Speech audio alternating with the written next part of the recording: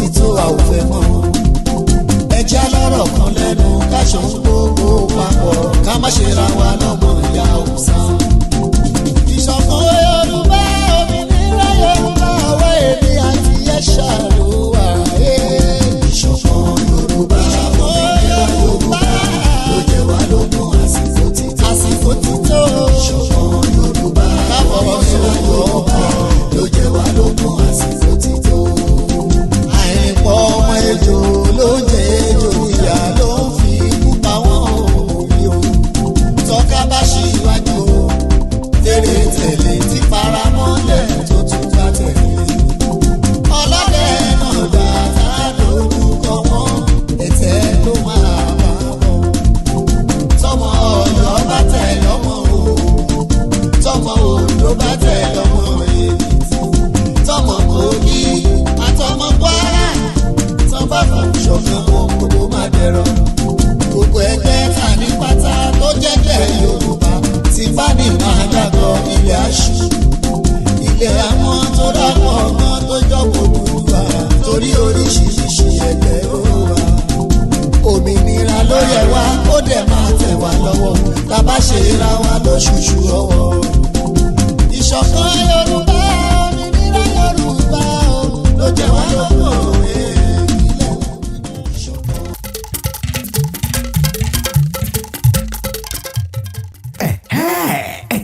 sójú ẹ̀ Ọmọboriowo Media ìkànnì tó kún fọ́pọ́ pẹ̀lú òye Ọmọboriowo Media àròjinlẹ̀ ìkànnì Ọmọboriowo Media tó ń ti gbáǹkọ́gbì ọ̀rọ̀ tó ń ta ní jí Ọmọboriowo Media fáwọn ètò àgbọ̀fikọ́gbọ́n Ọmọboriowo Media ètò ọrọ̀ ajé Ọmọboriowo Media àṣà àti ìṣe Yorùbá pọ́npẹ́lẹ́ Ọmọboriowo Media orin ilẹ̀ wa Ọmọboriowo Media eré ìgbàlódé Ọmọboriowo Media iṣẹ́ àgbẹ̀ Ọmọboriowo Media ètò ọ̀gbìn Ọmọboriowo Media àti eré ayò Ọmọboriowo Media bó sì lálẹ́ Ọmọboriowo Media bó jẹ́ lọ́sàn-án Ọmọboriowo Media ìyálẹ̀ta tàbí nídàjí Ọmọboriowo Media àti ọmọdé àti àgbà tó bá ti jòyè gbogbo oníṣẹ́ owó àti akọ̀wé ọmọ ẹ̀kọ́ṣẹ́ àti ọmọ ilé-ìwé tó fẹ́ mọ tó ń ṣẹlẹ̀ káàkiri àgbáńlá ayé ẹ máa wo Ọmọboriowo Media Ọmọboriowo Media Ọmọboriowo Media ẹ máa wò ẹ máa wò ẹ máa wò ẹ máa wò ẹ máa wò ẹ máa wò ẹ máa wò Ọmọboriowo Media fún ẹ̀kúnrẹ́rẹ́ àlàyé síwájú sí tàbí tẹ́ ẹ bá ní nǹkan tẹ́ ẹ fẹ́ ká bá ìpolówó ẹ lè kàn sí wa látòrí +971 503 430 843 tàbí +234 803 438 5089 Ọmọboriowo Media ìkànnì tó dúró tán fásiyọrí ọmọ Yorùbá pátápátá. a kí èèyàn wa mo kí onílé mo kí àlejò lónìí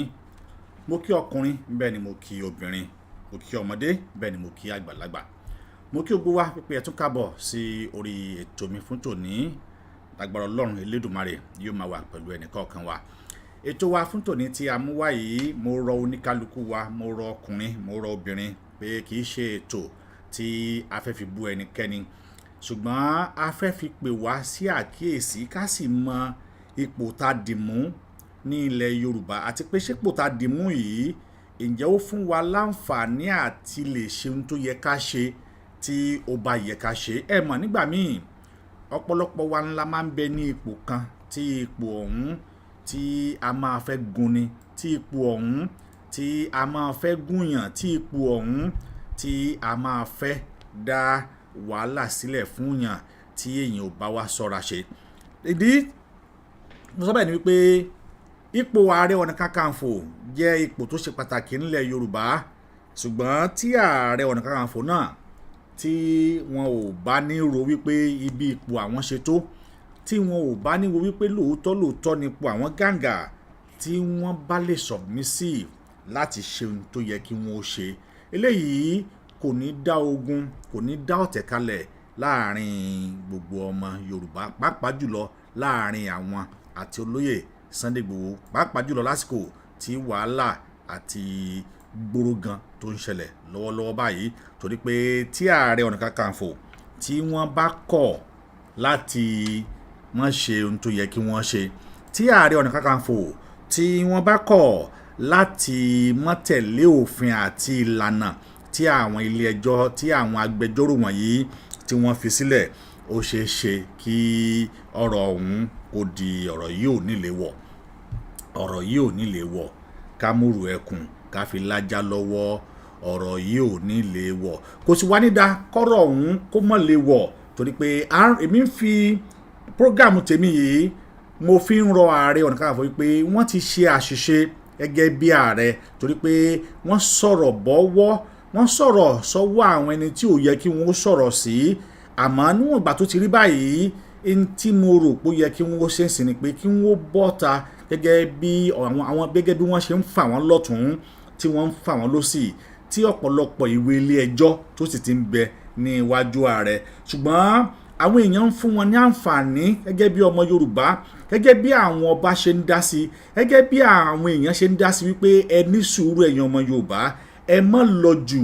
ẹ má bọ́ jù, ẹ má jẹ́ kíkiní yìí, ẹ má jẹ́ ó di wàhálà. Gbogbo wọn wá ń gbìyànjú àti dẹ́kun ẹ̀, wọ́n ń gbìyànjú àti pinnu ẹ̀, àmọ́ wọ́n ń dúró de kí ààrẹ fún alára ẹ̀, kí àwọn gan fún alára wọn kí wọ́n fi ẹnu ara wọn kí wọ́n fi jáde, kí wọ́n ó sì sọ̀rọ̀, ṣùgbọ́n tó jẹ́ pé báyìí níṣe ni ààrẹ ń kọtí ikún sí gbogbo ohun tí àwọn ènìyàn tí wọ́n ń béèrè. Àwọn àpapọ̀ ilé ẹjọ́ kan tí wọ́n pè ní law corridor ni wọ́n tún kọ ìwé fún ààrẹ, wọ́n wá fún ààrẹ ní wákàtí méjìdínlọ́gbọ̀n, mi ò mọ Yorùbá ẹ̀ dàpọ̀ ẹ̀rọ ayá mi, 48 hours ni wọ́n fún ààrẹ. Àwọn tí wọ́n kọ ìwé ọ̀hún, lọ́ọ̀yà láti orílẹ̀ Nàìjíríà, lọ́ọ̀yà láti orílẹ̀ Ghana, lọ́ọ̀yà láti United Kingdom, lọ́ọ̀yà láti Switzerland, àwọn ni wọ́n pa wọ́pọ̀ tí wọ́n kọ ìwé yìí sí ààrẹ. Wọ́n ṣe kọ́ rèé, wọ́n kọ ìwé ọ̀hún, wọ́n ní law corridor, wọ́n kọ ní on the 25 of March 2024, wọ́n kọ sí ààrẹ Gani Adams, ni wọ́n kọ sí the Ààrẹ Ọ̀nà Kakanfò of Yoruba Land, Oòduà House, Ezekiah Street off Toyin Street, Ìkẹjà, Lagos, ni wọ́n kọ sí. Wọ́n wá sọ síbẹ̀, wọ́n ní ààrẹ, wọ́n ní demand for immediate retraction of malicious and dictatorial statement against Chief Olóyè Sunday Igboho, popularly known as Sunday Igboho. Now, wọ́n ti kọ́ ìyẹn ló jẹ́ ìbé wọn tó wà ní ibi àkọ́kọ́, àmọ́ tá a bá wá lọ síbi ìsàlẹ̀ tí wọ́n kọ yìí, àwọn kankan wà ń bẹ̀ tó yẹ kí ààrẹ ó notice torí pé ó pọ̀ díẹ̀, ṣùgbọ́n màá kàn sáré ka ìsàlẹ̀. Wọ́n ní take note that you have 48 hours from the date of receipt of this letter to comply with our client affirmation demand, otherwise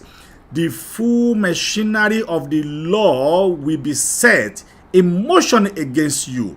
without further resource to you, which will include a demand for damage in the sum of 10 million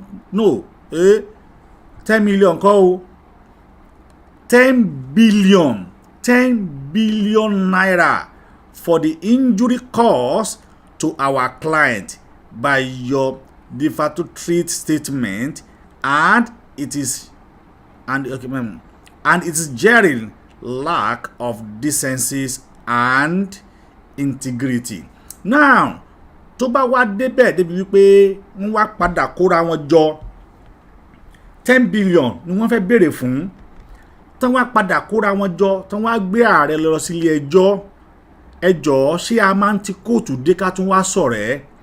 That is my own appeal to gbogbo ẹ̀yin tí ẹ bá mọ olóyè Ààrẹ Ọ̀nà Kakanfò. He has already made a mistake, and then wọ́n dẹ̀ gbà pé lóòótọ́ àwọn ti ṣe mistake. Since ìsọ̀rọ̀ ti gbà yìí,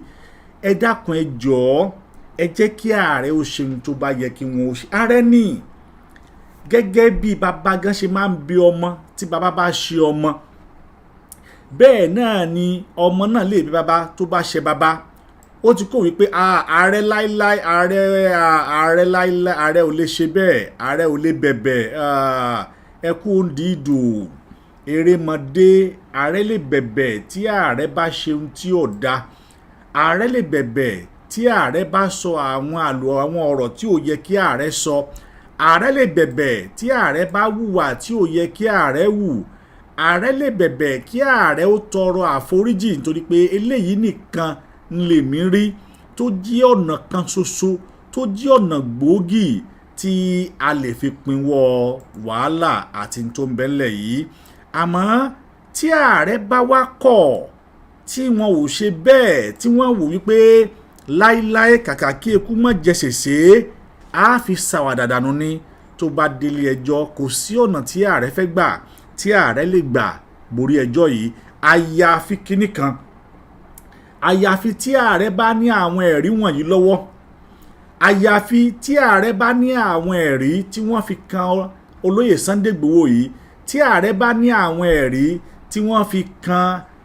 Àyìndé tí wọ́n fi kàn yìí, torí pé arákùnrin náà àwọn náà ti gbé ààrẹ lọ sí ilé ẹjọ́. Wọ́n ní kí ààrẹ kí wọ́n jáde, kí wọ́n wá tọrọ àforíjì, kí wọ́n sì sọ wípé àwọn ò sọ bẹ́ẹ̀ mọ́, kí wọ́n retreat ọ̀nà tí wọ́n sọ, wọ́n ní kò ní sí wàhálà. Ẹ jẹ́ kí n sáré ka díẹ̀ nínú àwọn nǹkan tí wọ́n kọ yìí, ẹ jẹ́ n sáré ka díẹ̀ bẹ́ẹ̀. Wọ́n pà tí wọ́n sọ̀rọ̀ tán, wọ́n ní introduction. We are solicitor and attorney at law to Chief Sunday Adeyemo aka Sunday Igboho, thereafter referred as our client. Wọ́n wá ń pè client wa ni, wọ́n ní our client, and in whose firm instruction we write in respect of this above subject matter. Our client is a famous Nigerian citizen, a successful international businessman, and a human rights activist.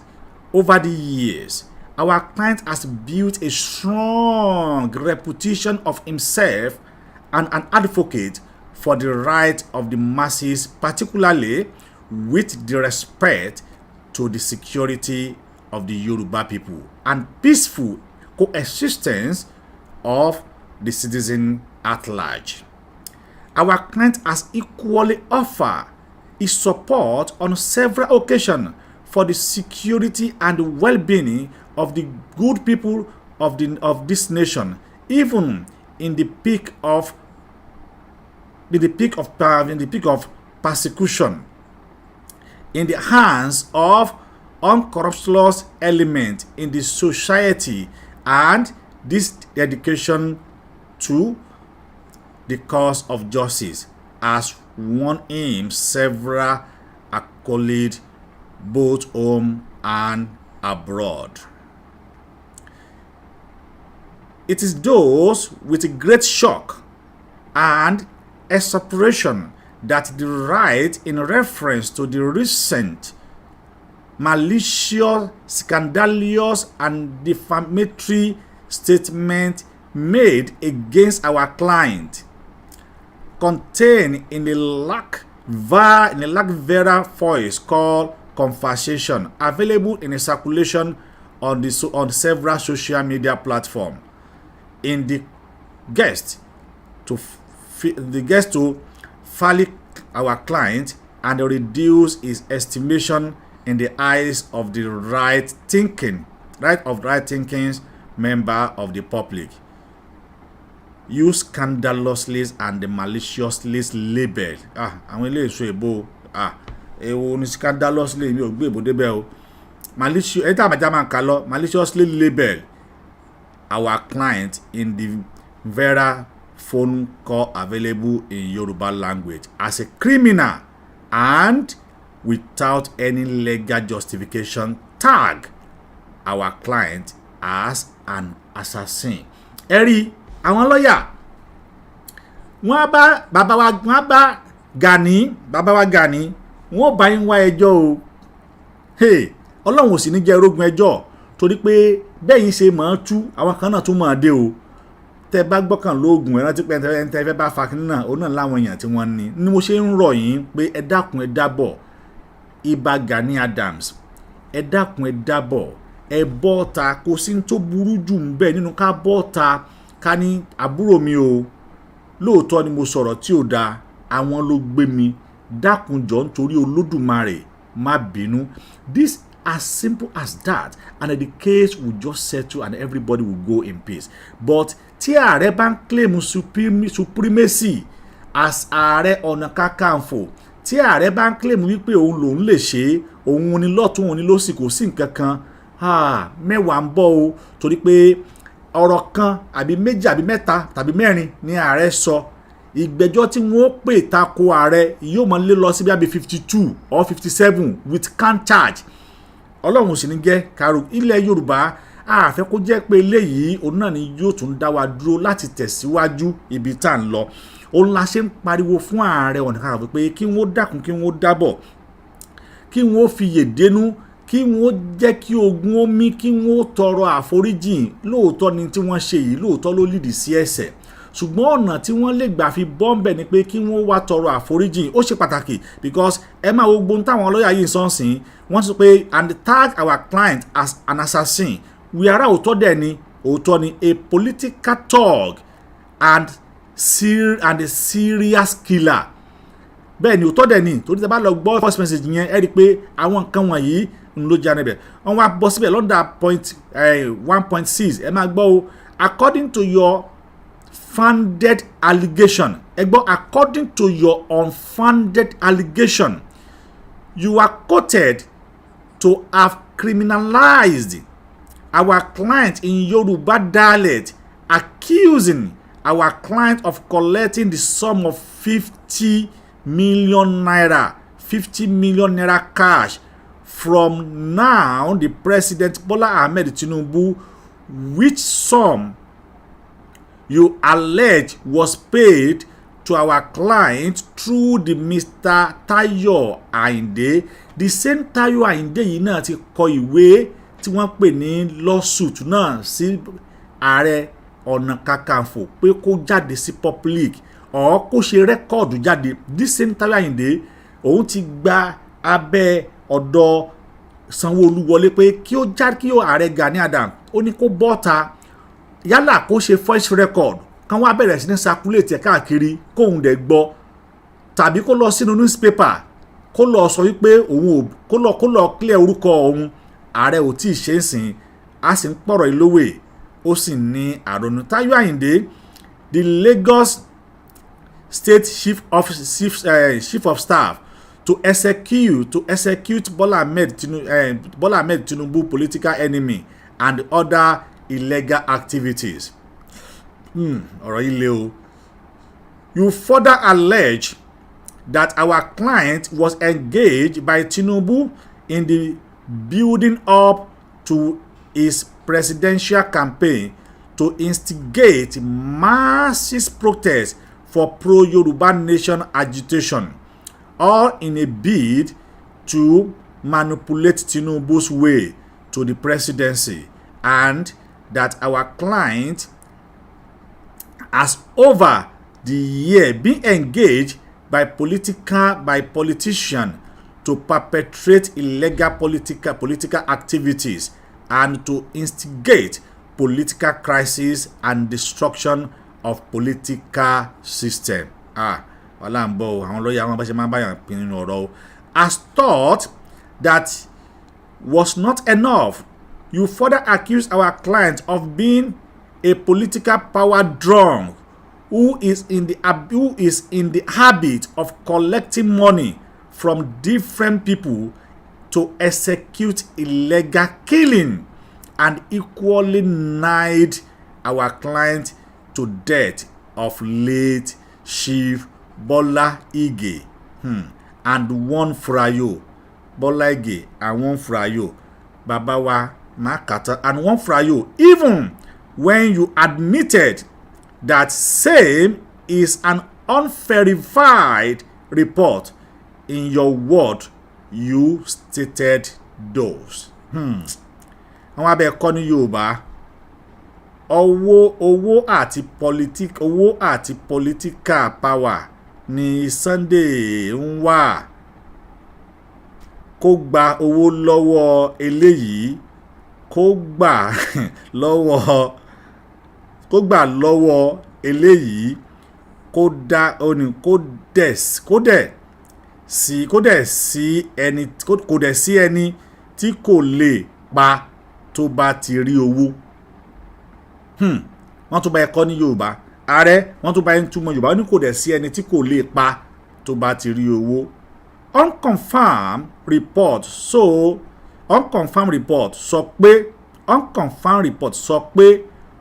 ó wà lára àwọn tó pa Bọ́lá Ìgè àti Frayo, which could be translated those Sunday is after money and political power, to collect money from this and collect money from that, and there is no one he cannot kill once money's involved. Of confirmed report as he is part of those who murdered Bola Ige and Frayo. You also continue to accuse our client of being a manipulator and deceiver. Ẹ wo iye count náà, ẹ wo bí mo ṣe ń kà, ẹ wo iye count charge tí wọ́n máa padà fi gbé ààrẹ lọ sí ilé ẹjọ́. Ó máa lé ní 125 count charge tí wọ́n á dẹ̀ máa mú gbogbo ẹ̀ lẹ́yọ kọ̀ọ̀kan. Ó jẹ́ ìbélẹ̀ yìí olúwa mi ààrẹ ó káwọ́ pọ́nyìn rojọ́ níwájú adájọ́ no matter how you are. So kí ààrẹ kí wọ́n fi lè sọ́kàn. Who used the money influential and the magnitude that mislead unsuspecting masses, all in the bid of fulfill the evil and illegal act under the guise of buying them house and other properties. Sadly again, you further allege that our client has involved in many murder cases and the killing of several people. You stated that our client was only rescued through political power and influence, while his counterparts and co-criminal have been sentenced to life imprisonment. In your word, ẹ sọ bẹ́ẹ̀ lóòótọ́ mo fi tara mi gbọ́. Àìmọye murder case tí Sunday Igboho ti ní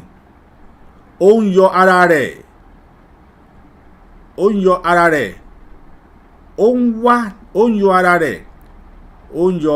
rẹ̀ àwọn ilé gan náà kọ Yorùbá dá ó ń yọ ara rẹ̀ omi wà lẹ́wọ̀n báyìí ó ń yọ ara rẹ̀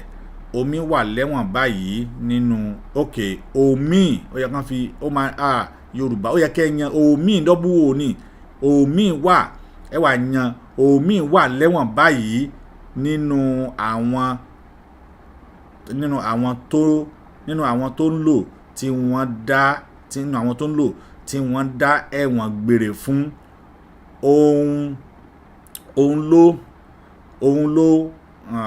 òun ló political power ó ń lo political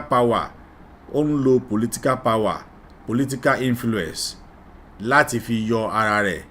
Àwọn ọmọ yẹn ń fi orí kó wọ́n bá ń pẹ́ wọ́n ní mini o. There is a plenty murder case committed by Olóyè Sunday Igboho. He used political power and the influence of remove himself, but many of those they committed the act together have been sentenced to life imprisonment. Wọ́n wá tẹ̀síwájú, it is worthy of note that the malicious defamatory statement made by the U against our client was made without resources to verification of those falsehoods presented as fact, and show your ill bent, manifest and the deliberate intention to assassinate our client and extol his reputation that has been painstakingly built over the year. Ìyẹn ni pé tí èèyàn pain àwọn ẹ̀yin ọ̀mọ̀wé ẹ̀ ń kọ ìbò. More worrisome is the fact that such scandalous and malicious defamatory statements was made by someone of your caliber who occupy in high reference position of Are. Can you imagine? Are Ọ̀nà Kakanfò of Yoruba land, a position reserved for an extremely Yoruba son who should be an epitome of integrity and an exemplary role model for the entire Yoruba home and abroad. Wọ́n bá yé Gani jẹ́, àwọn èèyàn lè wo àwòkọ́ṣe yín mọ́, ẹ wo ibi tí wọ́n wá finish yín sí. Ẹ̀yà àti bọ́ta o, ohun tó lè má kàtán. At this instance, it is betrayed that desperation of the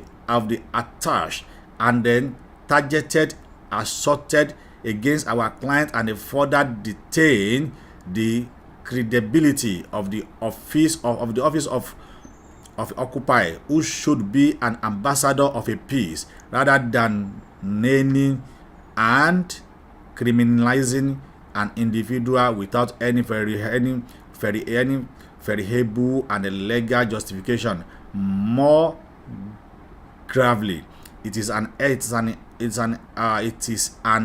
affront in the rule of law which stripped you for the dignity and decency of the office you occupy. For a person of your caliber, having regard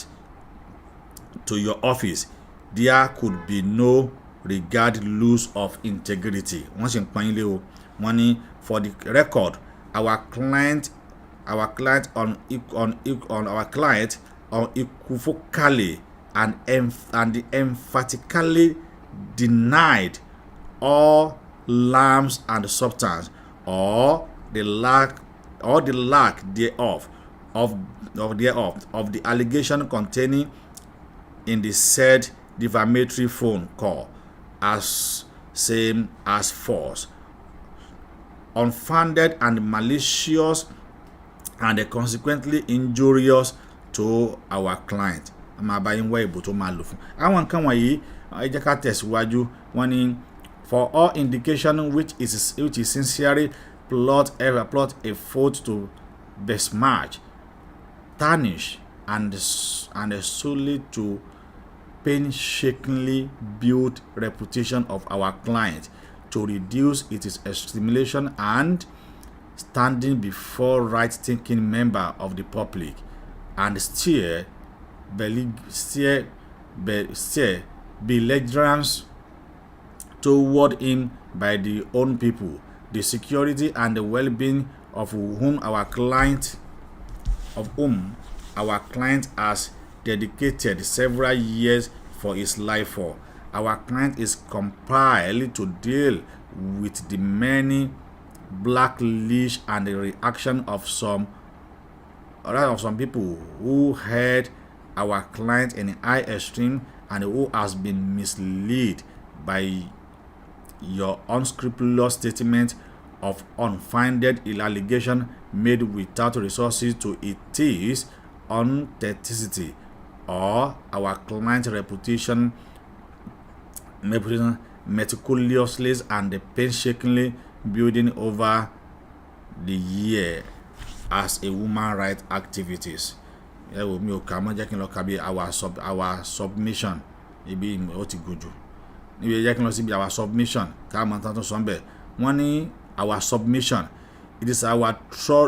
thoroughly considered position that your statement against our client is motivated by lies, split, hatred, and prejudice. It is worrisome and infuriating to note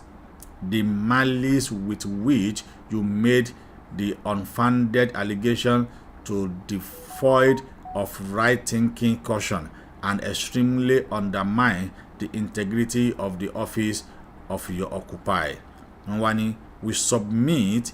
on behalf of our client that you have not only defamed our client internationally, but have also mandatorily subjected him to public ridiculous, mockery, mortification, mortification of an odious nature, and this stand as an aberrance of his person, to which we take vehement exception. Now, our demand, our demand, following from the foregoing circulating fact, we further have the instruction of our client to demand for the following. Now, following an immediate retraction of the said scandalous, malicious, and defamatory statement made by you against our client, contained in the varied phone conversation which is now making round in the social media. That is number one. Number two, that you cause a reputation in two. You cause a that you cause a publication in two national dailies to be published in your name, admitting the fallacy of the allegation and tender public apology to our client. Number three, an unreserved letter of apology written by you and addressed to our client. Note, take note that you have only 48 hours from the date of receipt of the letter to comply with our client affirmation demand. Otherwise, the full machinery of law will be set in motion against you without further resources, without further recourse to you. Ìyẹn ni pé tí wọ́n bá fi lè tẹ́ ẹ̀ bá fi ṣe within 48 hours, kò sí tó jẹ́ pé bóyá pé ọba kan ń pè wọ́n mọ́, bóyá ẹnìkan ń pè wọ́n ni o, bóyá ẹ jẹ́ ká parí ẹ̀ náà, kò sí ilé ẹjọ́ straight ni without further recourses to wọ́n ní kankan tó bá ń sọ mọ́jú pé wọ́n ń lọ sí ilé ẹjọ́ lọ tí ẹ̀ bá ti ṣe recourse to you, which will include a demand of damage in the sum of 10 billion naira for the injury caused to our client. Wọ́n dẹ̀ kọ́ àwọn lọ́yà tí wọ́n kọ́, the form of the lawyer was from jẹ́ntún ọba ẹ̀ntún. Àwọn lọ́yà wo ló kọ́? Àwọn lọ́yà tí wọ́n kọ́ pọ̀ o, ẹ má jẹ́ ká fi kíní ìṣeré ẹjọ́ o. Lawyer from Ghana, from Nigeria, from United Kingdom and Switzerland. Now, ṣe rí ibi tí mo fẹ́ mú ọ̀rọ̀ mi lọ nínú kíní yìí ó ní wípé I'm not praying for war, that because it will just be as an internal war in Yoruba land. Mi ò gbàdúrà internal war ní ilẹ̀ Yorùbá, mi ò sì bẹ́lọ́n internal war ní ilẹ̀ Yorùbá, ṣùgbọ́n mo ń fi àsìkò yìí mo fi ń bẹ Ààrẹ Ọ̀nà Kakanfò, mo ń bẹ̀ wọ́n nítorí t'Olódùmarè, mo ń bẹ̀ wọ́n pẹ̀lú ipò tí Ààrẹ Ọ̀nà Kakanfò tí wọ́n dì mú, mo ń bẹ̀ Ààrẹ Kakanfò pẹ̀lú ipò tí wọ́n dì mú, mo ń bẹ̀ Ààrẹ Ọ̀nà Kakanfò pẹ̀lú ipò wọn ní ilẹ̀ Yorùbá pé kí wọ́n wo ipò yìí, kí wọ́n wo pé ipò táwọn dì mú yìí ipò tó ṣe pàtàkì nílẹ̀ Yorùbá ni, ipò tó jẹ́ pé àní kò sí bó ṣe wulẹ̀ kó burú tó, àgbàlagbà máa ń gbé nǹkan mì láti jẹ́ kí nǹkan lè dáa ni. Tí ilẹ̀ Yorùbá tó bá bẹ̀rẹ̀ sí ní ti orí ààrẹ dàrú, ààrẹ ni wọ́n dalẹ̀ Yorùbá rú, kò sí orúkọ wọn ò ní parẹ́ láíláí, kò sí ibi tí ààrẹ, kò sí ọ̀nà tí wọ́n fẹ́ gbà, orúkọ ààrẹ kò ní parẹ́ nílẹ̀ Yorùbá wípé orí tiẹ̀ òun náà ni ogun àtẹ̀yìntọ̀ ti bẹ̀rẹ̀ nílẹ̀ Yorùbá, orí tiẹ̀ òun náà ni ìran Yorùbá ti bẹ̀rẹ̀ sí ní bára wọn jà, orí tiẹ̀ òun náà ni ilẹ̀ Yorùbá ti bẹ̀rẹ̀ sí ní bára wọn jà, torí pé ohun tó yẹ kí ààrẹ ṣe lásìkò yìí, ohun tó yẹ kí wọ́n ṣe lásìkò yìí, wọ́n mọ̀, wọ́n sì mọ ohun tó yẹ kí wọ́n ṣe, wọ́n sì ní ẹ̀tọ́ láti ṣe, wọ́n sì mọ̀ pé lóòótọ́ ó yẹ kí àwọn ó ṣe. Ààrẹ ò gbọ́dọ̀ mọ̀ ṣe, torí pé n tí ààrẹ fọwọ́ ara wọn fà òun ni wọ́n rí, àmọ́ tí wọ́n bá wá kọ̀ tán wò pé àníṣe kíní yìí àní ìní ṣe, àníṣe kíní yìí àní mi ò ní ṣeṣẹ́, ó dàbí ẹni tí àti ìmọ̀ tá à ń ṣe ni. ó dàbí ẹni tí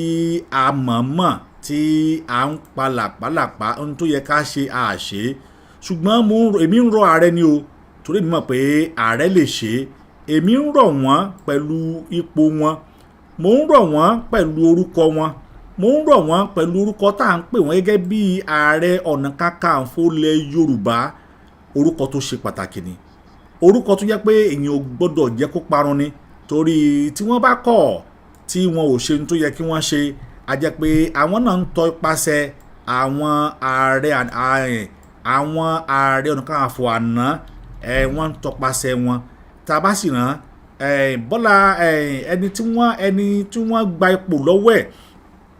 gẹ́gẹ́ bí ààrẹ ẹni tí wọ́n gba ipò lọ́wọ́ ẹ̀ ìyẹn bàbá wa Abíọ́lá ó jẹ́ onírẹ̀wẹ̀sì ó sì jẹ́ ẹni tí ó máa ń gbọ́ àmọ̀ràn ó sì jẹ́ ẹni tí kò fẹ́ kí ìran Yorùbá kí ó parun torí náà èmi ń rọ ààrẹ ni o èmi ń bẹ̀ wọ́n torí pé kò sí nǹkan kan tí ó yẹ kí wọ́n ṣe é sì ju pé ó yẹ kí wọ́n tọrọ àforíjì torí pé tí wọn ò bá ṣe é tí wọn ò bá tọrọ àforíjì yìí Yorùbá ó ní ìbẹ̀rẹ̀ ìjà ó náà ni èèyàn máa mọ̀ kò sí ẹnikẹ́ni tó máa mọ ibi tí ìjà ọ̀hún tí yóò forí sí gbogbo wa la lè mọ ìbẹ̀rẹ̀ ìjà yìí a lè mọ̀ wípé ọ̀rọ̀ ń lọ lọ́tún ọ̀rọ̀ ń lọ lọ́sì àwọn èèyàn ń pariwo lọ́tún àwọn èèyàn ń sọ lọ́sì àwọn kan tí wọ́n tẹ̀lé ààrẹ àwọn wà ń bẹ̀ àwa tá tẹ̀lé olóyè Sunday Igboho àwa náà wà ń bẹ̀ ṣùgbọ́n tá à ń sọ́ọ̀sì ni wípé eléyìí yóò kì í ṣe ọ̀rọ̀ ìbínú kò kì í ṣe ọ̀rọ̀ ìjà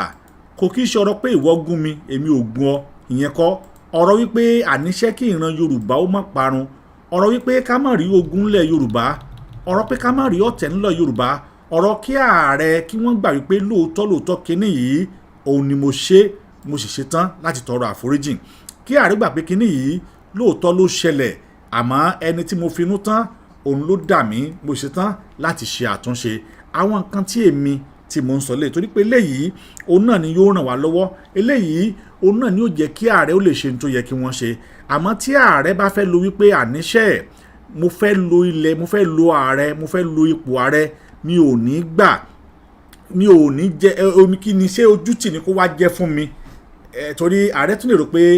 yóò jẹ́ ojútì fún mi kàkà bẹ́ẹ̀ ẹjẹ́ àjọmọ́ lọ sílé ẹjọ́ kò wá sí bí wọ́n ṣe fẹ́ délé ẹjọ́ náà tí ilé ẹjọ́ ò ní padà wá pa wọ́n láṣẹ wípé àníṣe ohun tó sọ yìí o gbọ́dọ̀ tọrọ àforíjì gbangba ntí wọ́n tó wà àdẹ́nígbà yẹn á wá bọ́ sí ọ̀rọ̀ owó ìsinyìí mo fẹ́ kí ẹ bá mi fi ara balẹ̀ lọ́wọ́ yìí kí ààrẹ kò tọrọ àforíjì kí wọ́n dẹ̀ ṣe kí ni o kí wọ́n dẹ̀ jáde kí wọ́n sọ kó sì tán láì ní ilé ẹjọ́ nínú láì gba lọ́yà láì délé ẹjọ́ tí adájọ́ ò sì dá ìyẹn ẹni tàbí kí ààrẹ ó lórí kunkun kí ọ̀rọ̀ ọ̀hún kó délé ẹjọ́ kí ààrẹ ó gba lọ́yà kí wọ́n bẹ̀rẹ̀ sí ní náwó kí lọ́yọ̀ wá bẹ̀rẹ̀ sí ní sún ẹjọ́ yìí kí lọ́yọ̀ wá bẹ̀rẹ̀ sí ní sún kí wọ́n bẹ̀rẹ̀ sí ní sún kí wọ́n bẹ̀rẹ̀ sí ní sún torí pé kò sí wọn ò ní fi ọdún kan dá ẹjọ́ yìí kódà wọ́n lè má da láàrin ọdún méjì wọ́n sì lè máa fà á kán máa mú ẹ̀rí wá kẹjọ́ sì wà nílé ẹjọ́ mo mọ̀ pé ààrẹ ò nífẹ̀ẹ́ sílẹ̀ yìí ààrẹ ò fẹ́ nífẹ̀ẹ́ sílẹ̀ yìí kí ẹjọ́ yẹn wá ṣà wà nílé ẹjọ́ kó sì mọ wà nílé ẹjọ́ lọ bẹ́ẹ̀ kí ilé ẹjọ́ sì bẹ̀rẹ̀ sí ní fà lọ bẹ́ẹ̀ kí ilé ẹjọ́ bẹ̀rẹ̀ sí ní sọ lọ bẹ́ẹ̀ ṣùgbọ́n ohun tí ó padà wá gbẹ̀yìn ni wípé ààrẹ ò padà ṣeun tí wọ́n ní káàrẹ ò padà wá ṣe torí pé kò sí adájọ́ tí ó gbọ́ ẹjọ́ yìí tí yóò dá ààrẹ Gani láre kò sí kí ni o kò sí adájọ́ tí yóò wá gbé ààrẹ fún ààrẹ Gani Adams mi ò tí ì dádájọ́ ọ̀hún tí yóò wá gbé ààrẹ tí yóò wá sọ pé ọ̀rọ̀ tí Gani sọ yìí o ọ̀rọ̀ tó sọ yìí ọ̀rọ̀ tó tọ́ ni ilé ẹjọ́ dá Gani Adams láre mi ò tí ì rí adájọ́ ọ̀hún ṣùgbọ́n ọdún mélòó lẹ fẹ́ fi ṣe ẹjọ́ ọdún mélòó lẹ fẹ́ fi ná owó ẹjọ́ dájú pé ká farabalẹ̀ ká pẹ̀tù sí gbogbo ara wa nú kí gbogbo wa mọ̀ pé ìran Yorùbá àsìkò tá a wà yìí àsìkò tá a nílò ìrẹ́pọ̀ ni torí tó bá ti délé ẹjọ́ a jẹ́ pé lóòótọ́ wọ́n mọ̀ọ́mọ̀ ju fídíò yìí síta ni láti lè deviate wa kúrò nínú ọ̀rọ̀ Yorùbá nation a jẹ́ wípé plan coup ni plan coup tí Gani Adams tí wọ́n plan ní lóòótọ́ gẹ́gẹ́ bí àwọn kan sọ wípé níṣe ni ààrẹ ń plan láti rí pé Yorùbá nation ò ṣeé ṣe ó sì ń wá gbogbo ọ̀nà láti dàrú a jẹ́ pé ara plan work tí ààrẹ tí wọ́n ń plan a jẹ́ pò ń lélẹ̀ tó bá mú ààrẹ tí wọn ò bọ́ ta tí wọn ò tọrọ àforíjì tí wọn ò sì ti ẹ̀kan ṣùgbọ́n kọ́ tẹ́ ẹ bá padà gbé ọ̀rọ̀ ìlọlé ẹjọ́ á wá bẹ̀rẹ̀ sí ní fà á á wá bẹ̀rẹ̀ sí ní fà á á wá bẹ̀rẹ̀ sí ní fà á kò wá ní yábọ̀rọ̀ ṣùgbọ́n kí la fẹ́ fi ẹjọ́ ṣe just simple thing ẹ jáde ẹ tọrọ àforíjì o àní kíní yìí mo mọ̀ pé mo ṣàṣìṣe àbúrò mi má bínú because èkíní ni wípé ẹni lọ́ọ̀yà ẹni adéníyà tí kí lórúkọ máa tí ẹ parọ́ mọ́ yìí òun náà ti padà gbé yín lọ sílé ẹjọ́ máa yẹn náà ti padà òun náà ti padà lọ sílé ẹjọ́ náà torí mo rí lọ́ọ̀sù táwọn náà tí òun náà tó sẹ́ǹdì sí yín Táyọ̀ Àyìndé mo rí lọ́ọ̀sù tó sẹ́ǹdì náà sí the same ààrẹ tí wọ́n gba ọ́fíìsì gọ́fúnà Sanwó-Olú tí wọ́n gbà sẹ́ǹdì ẹ̀ sí yín. báwo lẹ ṣe fẹ́ ṣe tẹ́ fẹ́ bọ́nú ọ̀rọ̀ yìí èèyàn méjì gbé lọ sílé ẹjọ́ ẹ parọ́ àwọn méjì èkíní ẹ kọ́kọ́ proof pé owó tó gbà ṣé lóòótọ́ ni máa yí ko fún ẹ sì ní ẹ̀rí ẹ̀ lọ́wọ́ pẹ̀lú tẹ̀ ń sọ yìí because ẹ̀yin náà sọ pé ẹni fat lọ́wọ́ fine tó bá yẹ pé lóòótọ́ lẹ bá ní ẹ̀rí lọ́wọ́ it's okay all well and good tẹ́ ẹ bá ní fàtì lọ́wọ́ lóòótọ́ tẹ́ ẹ ní fàtì lọ́wọ́ lóòótọ́ all well and good àmọ́ ṣé dandan ni ká délé ẹjọ́ ká tó sẹ́tù àwọ̀ tó bá ń bẹ lára ara wa ni is it possible dandan ó ní ká gbọ́dọ̀ délé ẹjọ́ ìran Yorùbá a gbọ́dọ̀ délé ẹjọ́ ká tó sinmi ìjà ṣé dandan ni fún wa ni láti délé ẹjọ́ ni láti yanjú àwọ̀ tó bá ń bẹ láàrin ara wa ni it's not compulsory pé a gbọ́dọ̀ délé ẹjọ́ ká tó yanjú ìṣòro tó bá ń bẹ láàrin ara wa we can settle this thing amicably kí ọ̀tún ó gbà pé lóòótọ́ ni mo jẹ̀bi ó da àbúrò mi mọ́ bínú ṣé n tó ní kí n ṣeré màá sì bọ́ta màá ṣe ìdọ́sí kódà yóò tún bu iyì kún ààrẹ láàrin àwọn ọmọ Yorùbá gẹ́gẹ́ bí aṣíwájú rere tó lè gbé ìbínú mì tó lè ṣe kí ni o tó lè gbé ọ̀rọ̀ mì aṣíwájú tó yẹ pé ó rí pé òun ṣe àṣìṣe ó rí pé kíní yìí kò yẹ kó jáde ó dẹ̀ jáde then ó yá ẹ jẹ́ kí n tọrọ àforíjì àmọ́ tí ààrẹ ò bá wá lè ṣe bẹ́ẹ̀ táàrẹ ò lè ronúpìwàdà tí ààrẹ rò pé bóyá pé n tó ń ṣe yìí ohun tó tó àti n tó yẹ ni tó bá padà délé ẹjọ́ kò ní rọgbọ mọ́ torí pé yóò kúrò níbi tí gbogbo adájọ́ fi sí because àwọn adájọ́ bá wọn wá wọn bá wọn fà á wọn bá wọn mú wọn bá wọn pín wẹ́wẹ́wẹ́ eléyìí tó sì jẹ́ pé kò sí bí ààrẹ Gani Adams bó ṣe lè bọ́ ń bẹ̀ because tó bá ti lè dípò délé ẹjọ́ ó ti di tójú táyé o bẹ́ẹ̀ ẹ wà fún àwọn kan láàyè láti jẹun àwọn news ni o wọ́n bẹ̀rẹ̀ sí ní gbé wọ́n bẹ̀rẹ̀ sí ní sọ tiwọn.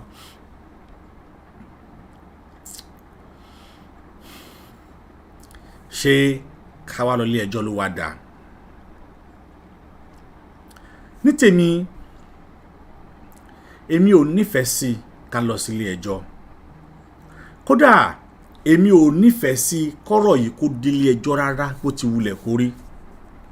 I'm not happy with that pé ọ̀rọ̀ yìí gbọ́dọ̀ délé ẹjọ́ mi ò nífẹ̀ẹ́ rárá mo ń fi àsìkò yìí mo fi ń bẹ ààrẹ Ìbà Gani Adams kí wọ́n jọ̀ọ́ kí wọ́n dákun kí wọ́n dábọ̀ kí wọ́n ṣe ohun tó yẹ kí wọ́n ṣe kí wọ́n tọrọ àforíjìn kí wọ́n tọrọ àforíjìn ní gbogbo ibi tó bá yẹ kí wọ́n ti tọrọ àforíjìn it doesn't take anything kò túrun kan kò lára wọn kí wọ́n má jẹ́ kí àwọn èèyàn ó tì wọ́n gbọ̀ngbọ̀n kí wọ́n má jẹ́ kí àwọn èèyàn kí wọ́n tì wọ́n gbọ̀ngbọ̀n kí wọ́n má jẹ́ kí àwọn ènìyàn kí wọ́n tì wọ́n gbọ̀ngbọ̀n ìbẹ̀rẹ̀ ogun la máa ń mọ̀ o èèyàn kan ò kí mọ ìparí ẹ̀ a sì bá ogun yìí a bá ará àta jà á kí ni mo ṣe o a bá ará àta a bá wọn ja ogun yìí ara wa là ń bá jà ṣó wá dá bẹ́ẹ̀ ká máa bẹ̀rẹ̀ sí ní bá ara wa jà bí ṣó wá dá ká máa gbógun tira wa ṣó wá dá ká di ọ̀tá ara wa ṣó wá dá ká dolóde ara wa, ṣó wá dá ká bẹ̀rẹ̀ sí ní bára wa ja ìjà tá a mọ̀ pé tá a bá bẹ̀rẹ̀ sí ní bára wa jà yìí yóò ta balẹ̀ yóò ta boko, ṣó wá dá kó jẹ́ pé ibi tí erin méjì bá ti wọ̀ yá ìjà koríko bẹ̀ ni ó padà wá fara gba àwọn ọmọ ẹ̀yìn àwọn méjèèjì yìí ni wọ́n padà wá máa ta òun síra wọn, yóò wá di pé a tún wá ń para wa. Tírú ẹ̀ bá fi lè ṣẹlẹ̀ a jẹ́ wípé ipò ààrẹ tí ààrẹ jẹ a jẹ́ pé wọ́n padà fi gbé ààrẹ ṣépè ni o. In tí wọ́n fi súre fún ààrẹ ni wọ́n padà fi ṣépè fún ààrẹ padà, torí pé kò sẹ́ni tẹ́ pè lólè gbogbo ọmọ ìrànjó tí ní òdùn tí ó sì dákẹ́ tí ò ní sọ̀rọ̀, ṣùgbọ́n ìwọ tó pèèyàn lólè ni wàá rò pé ṣé ní tí mo pẹ́ nìyí ṣé lóòótọ́ ni àbí rọ́, kó sì tọrọ àforíjì. Ó dáa mo mọ̀ pé o ò wí bẹ́ẹ̀, àwọn ló gbé mi, kó sì tọrọ àforíjì. Àmọ́ tí ààrẹ bá kọ̀, tí ẹ̀yin kan bá dúró tẹ́ ń ti ààrẹ, tí ẹ̀yin kan bá dúró tẹ́ ń fún ààrẹ ní páwà, tẹ́ ẹ̀ jẹ́ kí ààrẹ ó jókòó kí ọkàn ààrẹ gan ó bá ààrẹ sọ̀rọ̀, tẹ́ ẹ̀ jẹ́ kí ààrẹ ó jókòó kí ọkàn ààrẹ gan ó sọ fún ààrẹ wípé mo jẹ̀bi, káàrẹ ó sì tọrọ àforíjì, ọ̀rọ̀ yìí ò ní lè wọ̀, yóò sì nágbára ju tí ààrẹ gan fún ara wọn tí àwọn lérò lọ. Ẹ ti gbọ́ ọ̀pọ̀lọpọ̀ ọ̀rọ̀ tí àwọn lọ́ọ̀yà yìí ti sọ kalẹ̀, eléyìí tó túmọ̀ sí pé ewu ń bẹ lóko ló ń gẹ́ fún ààrẹ, tí ààrẹ ò sì gbọ́dọ̀ mọ́ tọrọ àforíjì, nítorí pé ohun tó burú jáà, ohun tó burú gbáì, òun náà ni tí ààrẹ ṣe láti pe ẹnìkan ní olè, láti pe ẹnìkan ní apànìyàn, láti pe ẹnìkan ní mọ́dà, láti sọ pé èèyàn kan gba owó. Màá rọ ààrẹ o, èmi ń rọ̀ wọ́n, bẹ́ẹ̀ èmi sì bẹ̀ wọ́n pẹ̀lú orúkọ Ọlọ́run wípé kí wọ́n má gbọ́n tí àwọn èèyàn kan sọ o, bí kì í ṣe pé kí wọ́n ronúpìwàdà, kí wọ́n ṣe kí ni o, kí wọ́n gbọ́ ohun tí ẹlẹ́dàá wọn tó ń sọ fún wọn, kí wọ́n gbọ́ ohun tí orí wọn ń sọ fún wọn, kí wọ́n gbọ́ ohun tí wọ́n ń sọ fún wọn, kí wọ́n gbọ́ ohun tí ẹlẹ́dàá wọn ń sọ fún wọn. Ìyẹn ni ìbá lọ dáa jù, ìyẹn ni ìbá ṣe kí ni o, ni ìbá dáa jù, ìyẹn ni ìbá sì fún wa ní iyì àti ẹ̀yẹ, ìyẹn ni ìbá fún ààrẹ ní iyì àti ààrẹ, ìyẹn ni ààrẹ ò bá ronú wò wípé ọ̀nà wo làwọn lè gbà tí ó lè ran àwọn lọ́wọ́. Eléyìí òun ni ìbá ran ààrẹ lọ́wọ́ o, torí pé tí wọ́n bá kọ̀, tí wọ́n jẹ́ kí àwọn èèyàn kí wọ́n tì wọ́n ní gbọ̀ngbọ̀n, a jẹ́ pé ogun ti bẹ̀rẹ̀, ìyẹn ni ó sì wá le jù, torí pé yóò wá di tí ìran Yorùbá tí a bẹ̀rẹ̀ sí ní gbógun tira wa, kì bá sì dá wípé kí a fà bẹ́ẹ̀, torí pé ó yẹ kí ààrẹ ó rí pé ní tí àwọn ń ṣe yìí ohun tí yóò ran ìran Yorùbá lọ́wọ́, ohun tí yóò ṣàánú ilẹ̀ Yorùbá ni, kí wọ́n sì rí pé wọ́n ṣe àtúnṣe, wọ́n ṣe àtúnṣe o, wọ́n ṣe àtúnṣe o. Èmi ń bẹ ààrẹ ni, èmi ń bẹ ààrẹ, èmi ń bẹ ààrẹ, èmi ń bẹ wọ́n pé kí wọ́n dákun, kí wọ́n dábọ̀, kí wọ́n ṣe ohun tó yẹ kí wọ́n ṣe, kí wọ́n má jẹ́ kọ́rọ̀ yìí, kí wọ́n má jẹ́ kó délé ẹjọ́ o, kí wọ́n má jẹ́ kọ́rọ̀ yìí, kí wọ́n má jẹ́ kó délé ẹjọ́, kí wọ́n rí pé àwọn yanjú ọ̀rọ̀ yìí nítùbínùbí, kí wọ́n sì ṣe ohun tó yẹ kí wọ́n ṣe nítùbínùbí. Mo bẹ̀ ààrẹ ni o, torí pé ìran Yorùbá ò yẹ ká bára wa jà lásìkò tá a wáyé, àsìkò tá a nílò the joint effort, àsìkò tá a nílò the strong movement láti ká lè face àwọn enemy wa.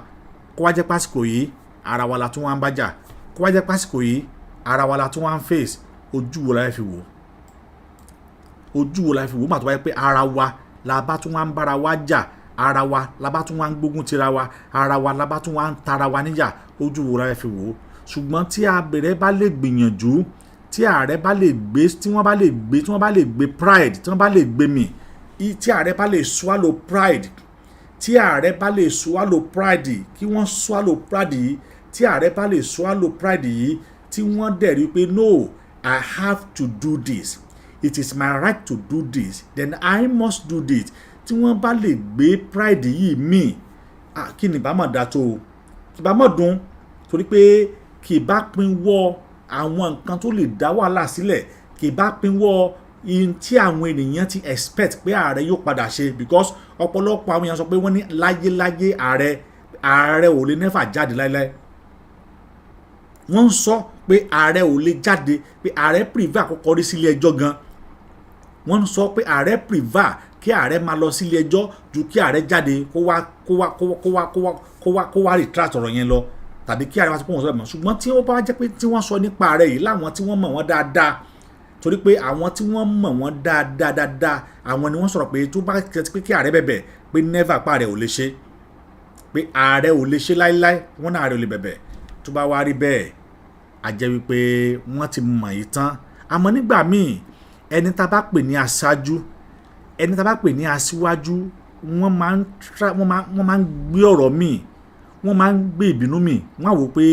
tí táwọn bá ṣe kinní yìí, àwọn mélòó ni kinní yìí yóò kó bá? Ṣé kò ní kó bá àwọn ọmọlẹ́yìn mi? Ṣé kò ní kó bá èmi gan? Ṣé kò ní kó bá reputation mi? Ṣé kò ní kó bá ipò mi láwùjọ wípé èmi Ààrẹ Ọ̀nà Kakanfò ni wọ́n wá gbé lọ sílé ẹjọ́, ni mo wá lọ ń káwọ́ pẹ̀yìn níwájú adájọ́? Bẹ́ẹ̀ òfin ò sí mẹ́nìkan o, kò sì sí ẹnikẹ́ni tó kọjá òfin o, kò sì sí ẹnikẹ́ni tí wọn ò lè fọwọ́ òfin mí. Àyàfi tó bá yẹ pé àwọn pẹ̀tùrẹ́jẹ́ lọ́ọ̀yà ni wọ́n ń gbé ẹjọ́ jáde lókù. Ṣùgbọ́n àwọn tó wà nídìí ọ̀rọ̀ yìí, àwọn tí wọ́n kọ ìwé yìí, àwọn tí wọ́n tó gbangba sùnà yẹnu lọ́ọ̀yà ni, àwọn tí wọ́n tó ẹjọ́ dá, tí wọ́n tó ẹjọ́ gbé, àwọn ni. Màá fẹ́ kí ààrẹ kí wọ́n ro ọ̀rọ̀ yìí wò dáadáa, kí wọ́n rò ó wò dáadáa, torí pé ó ń déwájú, ó ń dẹjọ́, ó máa ń dẹ̀yìn, ó ń daṣọ. Kó Olódùmarè kó ràn wá lọ́wọ́. Ẹ wò ó, mi ò ní pẹ́ parí ètò yìí, màá sáré ká dáadé dé ìpolówó ọjà wa. Tá a bá ti kúrò níbi ìpolówó ọjà wa tán, then á wá tẹ̀síwájú nípa ibi tí ọ̀rọ̀ yìí, nípa ibi tí ó dé. Àfi kí Olódùmarè kó ràn wá lọ́wọ́. Ẹ ṣé, ẹ bá wa dé ìpolówó ọjà náà. yorubanationyouth.org. Bákan náà láti ní ká sọ fún yín wípé kẹ́ má gbàgbé wípé a nílò aṣojú gbogbo orílẹ̀-èdè àgbáyé lẹ́ni tó bá jẹ́ olóòótọ́ tó sì ti lè fara fọkàn sí orílẹ̀-èdè ilẹ̀ Yorùbá. Fún ẹ̀kúnrẹ́rẹ́ àlàyé síwájú sí i, tàbí tẹ́yìn pàápàá bá ní nǹkan àbí kejì tẹ́ fẹ́ fi ran ètò yìí lọ́wọ́, bí ọ́fíìsì tá a lè mọ́ lò, ọkọ̀ fún mobility àwọn èèyàn wa gbogbo, ilẹ̀ táwọn èèyàn wa lè mọ́ fi dáko nílé, owó tàbí òmíì tẹ́ bá ní láti fi ràn wá lọ́wọ́, ẹ lè pè tàbí kẹ́ WhatsApp Prophet Ayọ̀délé Ológunlolúwa lórí +1-803-846-1116. Comrade Omeyo lórí +234-713-717-3355. Bákan náà ni ẹ lè pe Comrade Omoboriowo lórí +971-503-430-842. Ẹ sì ti lè pe Comrade Yagboyaju lórí +971-525-261-442. Ẹ má gbàgbé wípé àlàkalẹ̀ ètò yìí wà fún ojúlówó ọmọ Yorùbá nìkan ṣoṣo. Olùkéde Prophet Ayọ̀délé Ológunlolúwa, Yorùbá Diaspora Youth Leader, lórúkọ ọ̀dọ́ Yorùbá pátápátá. Tá a bá sì nílò orí ọpẹ́ là ń dá. Gbogbo àwa Yorùbá Nation Youth website lábẹ́ àkóso olórí ọ̀dọ́ fún gbogbo ọmọ Yorùbá káfàtà Prophet Ayọ̀délé Ológunlolúwa àti Comrade Omeyo Homeland Youth Leader, Comrade Omoboriowo Assistant Diaspora Youth Leader, Comrade Yagboyaju Assistant Homeland Youth Leader fi ń dúpẹ́ lọ́wọ́ gbogbo lókọ̀lókọ̀ ọ̀tọ̀kùlú ọmọ Yorùbá pátápátá tó wá síbi ìfilọ́lẹ̀ àtẹ Yorùbá Nation Youth website. Ẹ ṣé àdúpẹ́. Gbogbo ẹ̀yin bàbá pátápátá. Ẹ ṣé àdúpẹ́. Ẹ̀yin màmá pátápátá. Ẹ ṣé àdúpẹ́. Ẹ̀gbọ́n ọ̀rẹ́ àti àbúrò gbogbo. Ẹ ṣé àdúpẹ́. Ó wáyá wá yìí o láti jàǹfààní ọ̀kan ọ̀jọ̀kan àwọn àlàkalẹ̀ ètò amáyédẹrùn gbogbo. Gẹ́gẹ́ bá a ti ṣe jẹ́jẹ́ síwájú. Bí ètò ìkọ́ṣẹ́ ọ̀fẹ́, ìrànwọ́ fáwọn ọmọléèwé tó kù díẹ̀ fún láwùjọ, àkànṣe ètò ìrànwọ́ fún àwọn oníṣẹ́ ọwọ́ àtòníṣòwò gbogbo, ètò fanilọ́wọ́sókè fún àwọn tálẹ̀ǹtì wa gbogbo, àgbékalẹ̀ ètò ìrànwọ́ fáwọn àgbẹ̀ àti bẹ́ẹ̀ bẹ́ẹ̀ lọ. Ṣé ẹ fẹ́ gbọ́? Abala mẹ́ta àrà ọ̀tọ̀ ní ìpele àkọ́kọ́ tí yóò wáyé nínú oṣù kẹrin pín sí. Abala àkọ́kọ́ wà fún àwọn tó fẹ́ ṣiṣẹ́ àgbẹ̀, ọ̀gbìn àti ohun ọ̀sìn gbogbo, níbi tá a ti máa ṣèdánilẹ́kọ̀ọ́ ọ̀fẹ́ nípa tí ọ̀gbìn tí wọ́n bá nífẹ̀ẹ́ sí. Bákan náà ni a ti fún wọn ní ilẹ̀ àti owó péréte láti bẹ̀rẹ̀ iṣẹ́ àgbẹ̀ tí wọ́n kọ́ lẹ́yìn ìdánilẹ́kọ̀ọ́ wọn. Abala ẹlẹ́ẹ̀kejì ẹ̀wẹ̀ ló wà fún àwọn tó fẹ́ nímọ̀ nípa drone, níbi tí wọ́n ti máa jàǹfààní ìdánilẹ́kọ̀ọ́ ọ̀fẹ́ nípa bá a ṣe ń ṣe àti bá a ṣe ń lo drone, tá a sì ti máa fún wọn ní drone kọ̀ọ̀kan lẹ́yìn ìdánilẹ́kọ̀ọ́ ọ̀fẹ́ yìí. Abala ẹlẹ́ẹ̀kẹta ló wà fún àwọn tó fẹ́ ṣe ICT, ìmọ̀ nípa kọ̀ǹpútà, táwọn náà máa jàǹfààní ìdánilẹ́kọ̀ọ́ ọ̀fẹ́, tá a sì ti máa fún wọn ní kọ̀ǹpútà lẹ́ẹ̀kọ̀ọ̀kan nílọ́gán tí ìdánilẹ́kọ̀ọ́ yìí bá parí gbogbo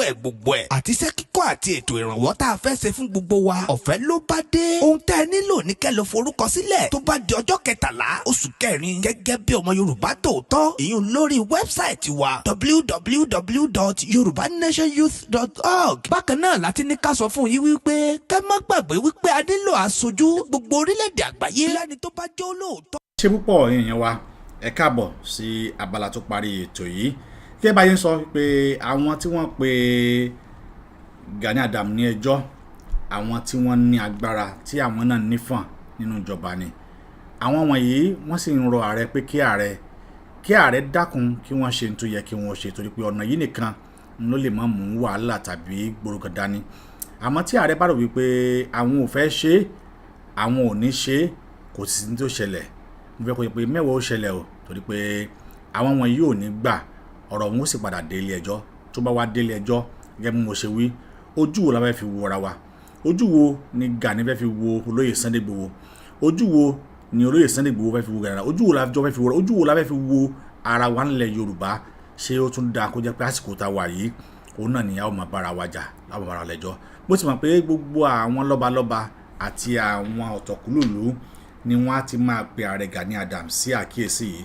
ṣùgbọ́n tó yẹ ṣe kí wọ́n kọ́ ti kún kí wọ́n má gbọ́ gbọ̀npẹ̀lábọ̀ Ọlọ́run Olódùmarè kò ní jẹ́ ká rúgbìn ẹjọ́ Olódùmarè yóò jẹ́ kí fídíò yìí kí ó lè dọ́dọ̀ ààrẹ Gani Adams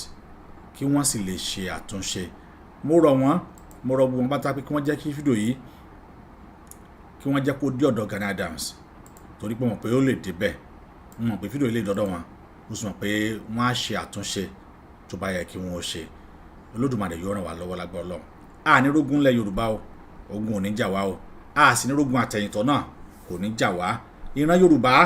ẹ jẹ́ ká ṣera wa lọ́kan torí pé ìkan pawọ́pọ̀ ìkan mọ̀lé èrún parapọ̀ ó màgìyàn àwọn oyin parapọ̀ wọn máa fara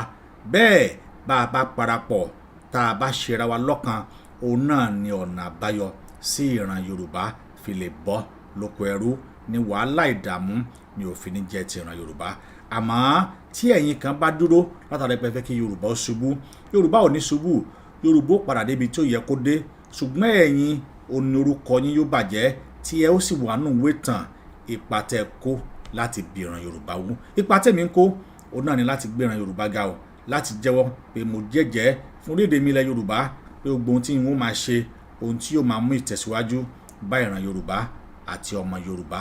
kó o tójú rẹ̀ yálà ó fara mọ́ Yorùbá nation tàbí kò fara mọ́ Yorùbá wọn tó bá láti jẹ́ ọmọ Yorùbá ohun tí màá ṣe lóhun tí màá fi gbé ọ̀gá ní ẹ̀yìn ìsìn nígbèrò pé kò ṣubú ṣùgbọ́n bọ́lá dúró lóòótọ́ o torí pé tó bá ṣe ohun tí ò da èmi ó sọ̀rọ̀ o wọ́n sì bọ̀ wí tó bá wà tí ò da èmi ó bu ọ bẹ́ẹ̀ ni wọ́n sì gbé ọ ṣépè ṣùgbọ́n síbẹ̀síbẹ̀ yín ò ní kí n di ọ sínú o torí pé bínú mi ṣe rí òun náà ní ṣe sọ fún ọ pé o bá ṣẹ̀mí wọ́n sọ fún ọ pé o ṣẹ̀mí tí ń sì ní di ọ sínú àmọ́ tó bá fẹ́ le jù mo kàn lè ra yẹ̀ba fún ọ torí pé kéèyàn ó yẹ̀ba fẹ́ni tí ó kó bá ni a máa da lọ́pọ̀lọpọ̀ kéèyàn wá jẹ́ kí onítọ̀hún kó kó bá yàn wò ó aṣọ fún ni mo wọ̀ oníyangi kó dákun kó dábọ̀ kó má ṣe bà tèmi jẹ́ oníyangi onímọ̀gbò tí wàá jẹ́ o ó tún dìgbà kan ná ẹ ṣé púpọ̀ orúkọ tèmi padà Ọmọboriowo ayé kò tọ́ òun náà lèmi ń jẹ́ títí gbà mí tá a máa pàdé ó dìgbà.